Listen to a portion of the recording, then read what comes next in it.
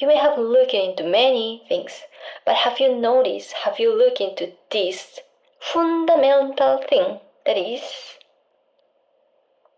In this video, I'm gonna talk about one of the most common yet hidden wounded identities that we tend to live from, that it's so obvious but so subtle and so sneaky but so deep and strong that we don't even realize. And it ended up running our life, limiting our life, and we end up feeling like, why this is not working? Why I cannot do this? Why I cannot do that? And it was all because you were living from this place. So if you're interested and you're ready to release it, let's go. So there is a framework that I teach about, and it's about, so there's a surface persona that I created in order to survive, all happening unconsciously. I created this persona in order to survive. Then underneath that is like a wound identity that I created in order to protect the wound that is deeper than that. Because if I connect to the wound that is deeper than that, it would feel like annihilation of myself. So, and underneath that, there's other roots that may apply to most of us. Like, for example, feeling separated, feeling alone, feeling unlovable, all these things that come from not living from our whole oneness natural state. So today in this video, we want to look about that wound, one of the deep root wounds that we have. That is hidden, that it's like subtle, but so obvious that we don't even realize. Example, I've been working on my project for a long time. And finally, I start feeling like something is moving. And I even feel a sparkle. I always wanted to do art.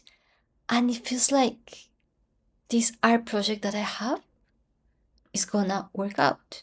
But it's just like, I don't know what this sensation is. I don't know the reason. I don't know where it comes from, but it's just so,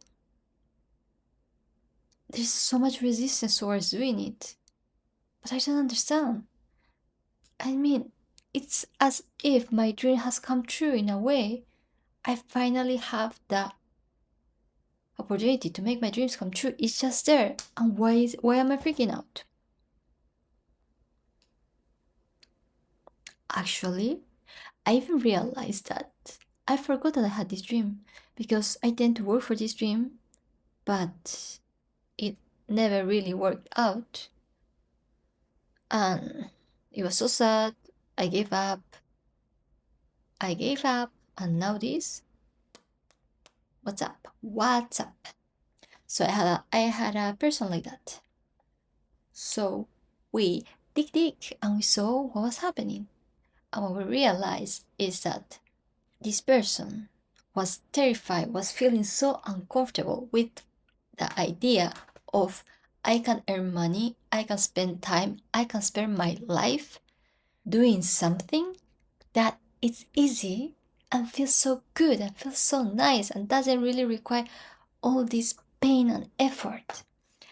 An interesting part is that for years, this person had been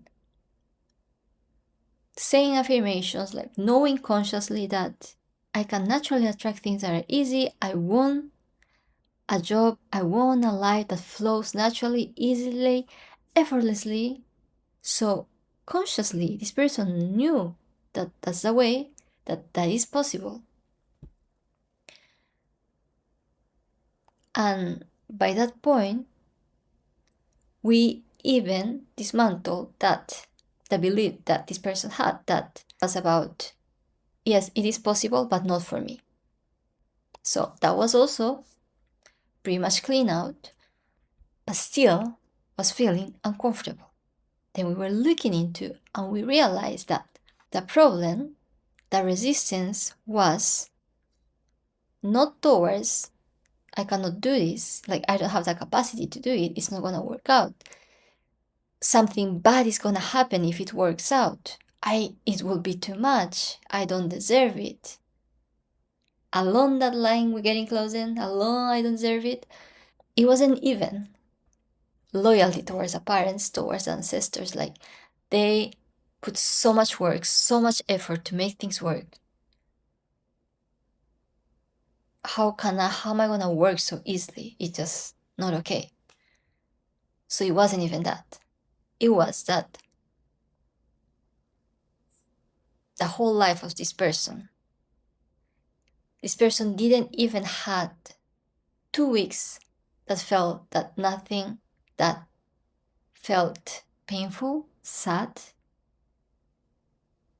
just not good happening. So it was living all the life, around 4 years, in the pattern that says there's always suffering. I always have to put effort. And even if I put effort, things don't really work out. And the thing is, there's always suffering. I am the one who suffers. Always suffering, always struggling, always a problem. Always a problem, always suffering, always struggling. Always a victim of life in some way. Because this is important. Many times people say, don't live, don't feel that you're a victim. And they can shame people that say victimhood-minded things. And because of that, because many people are so self-aware of that, they generally may not even blame a person or specific situation externally, but they may blame the universe itself, the system itself, the karma thing, the soul thing itself, and ended up a victim of that. Subtly away, but it's the same thing. So, as I was saying, this person never had a life that was without it. No suffering, just things working out, things going good. And effortlessly, impossible. So in this moment that she felt, it was like that this might be possible. It was shaking her identity. Like she didn't know how to exist without it. Your ego have been living based on this identity, this structure. So it doesn't know how to exist without it. And for her to actually make her dream come true, to get money, to do a work, to live life doing something she feels easy, effortlessly fun, was threatening that identity, which she has no idea how it is like. It's death, because it is the death of that identity, of that way of the ego to exist. Because it's not only about, okay, I'm gonna live my dream and this is not ego anymore, because ego can come sneaky ways, and can we really let go of ego while we're still in this life? For most of us, might be not very likely, meaning it may come every now and then, even if it's a little bit. Even you transcend it a lot. So my point is, the wounded identity that we tend to live from is, I'm the one who suffers. I'm the one who things don't work out. I'm the victim.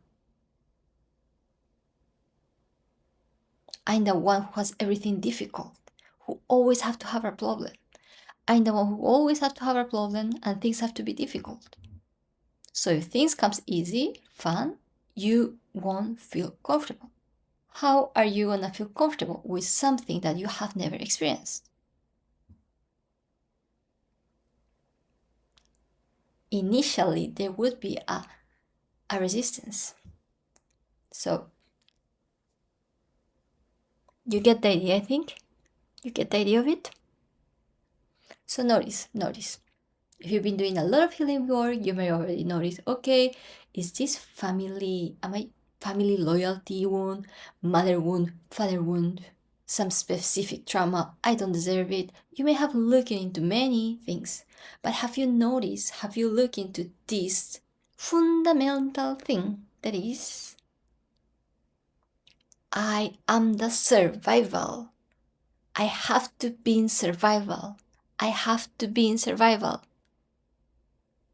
And anything that threatened that would not make you feel like I am in survival would feel no, until you get used to, which may not take too long, but the friction would exist. So you have to pass through that. How you pass through that? Notice that. Notice that. The aha moment. Feel if there's any emotions, which will be in some way or another. And then keep doing the thing until you rewire your brain, you rewire your nerve system, you get used to it, and you feel like, actually, this is me, and this is safe. If this content has resonated with you, and you still feel like, what is all about this identity thing? Why is this affecting us so much? What is the structural knowledge of all of this? Then I invite you to watch this video, which will be here, somewhere around here. And also, if you feel like I wanna know the patterns that might be running me and getting freer of that, I also invite you to join my community. And lastly, if you found this video helpful, don't forget to subscribe and hit the like button. Thank you for watching. Bye!